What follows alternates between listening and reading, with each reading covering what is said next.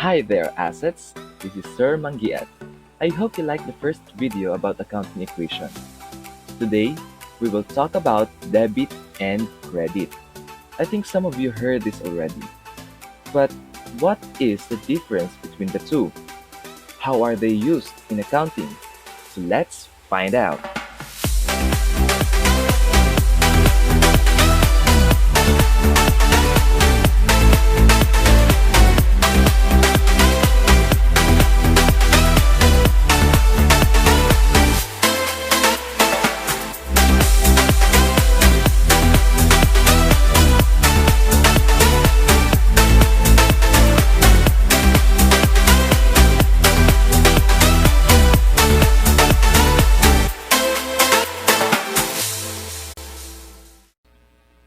Like any other processes, be it in the manufacturing process or even service, there are rules to come up with the standard outputs.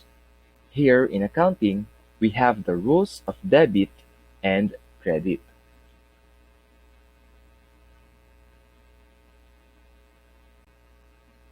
According to this, accounting is based on a double entry system, which means that the dual effects of a business transaction is recorded. For every transaction, there must be one or more accounts debited and one or more accounts credited. But the question is how? An account is debited when an amount is entered on the left side of the account and credited when an amount is entered on the right side. In addition, the abbreviations of debit and credit are DR, which came from the word Latin debere, which means what is due, and CR from the Latin credere, which means something entrusted to another or a loan. Let me show you the rules of debit and credit with respect to assets, liabilities, and equity, or the balance sheet accounts. Let me show you the rules of debit and credit with respect to assets, liabilities, and equity, or the balance sheet accounts. When assets increases, it is recorded on the debit side. On the other hand, when it decreases, it must be recorded on the credit side. The normal balance of an account refers to the side of the account, debit or credit, where increase are recorded. So for assets, the normal balance is debit. As for the liabilities and equity accounts, when there are decreases, they should be debited and credited when there are increases. So the normal balance for liability and equity accounts is credit. For example, on July 2, Reyes borrowed 100,000 pesos cash from PNB for use in his business. Cash is an asset. Since assets have increased due to an increase in cash, the cash of 100,000 pesos is debited. On the other hand, loans payable is a liability. The liability increases due to an increase in the loans payable account.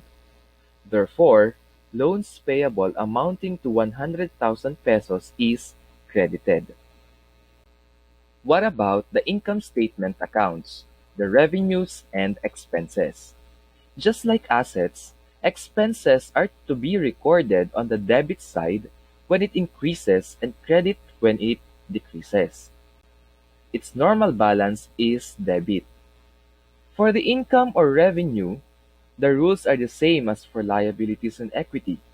It is debited when it decreases and credited when it increases. Its normal balance is credit. For example, on July 24, another customer hired the services of Reyes and promised to pay 16,000 pesos on July 31.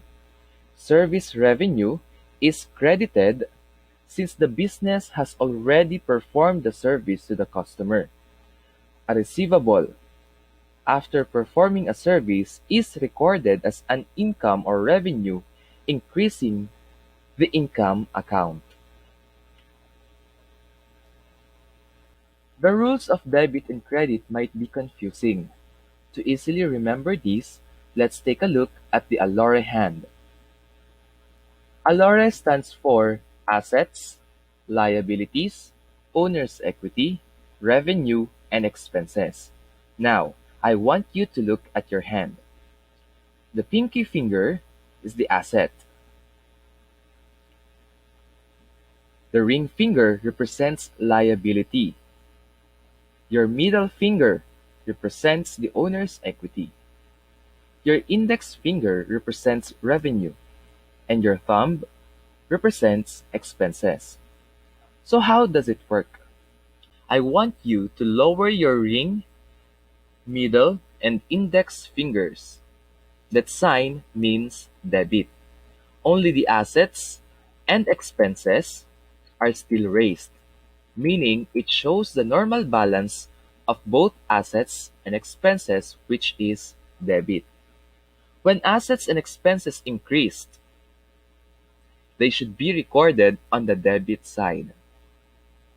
As for credit, I want you to lower your pinky finger and thumb and raise the rest of your fingers just like what the image shows. That is the sign for credit. Only the liabilities, equity, and revenue or income are raised, meaning when these three accounts have increased, they should be recorded on the credit where their normal balance is. If you are still confused, you can replay this video until it's clear for you. I hope you enjoyed our topic for today. This is Sergio Marimangiat. In a life full of liabilities, always remember to become an asset. If you don't want to be an asset, then don't try to be everyone's liability.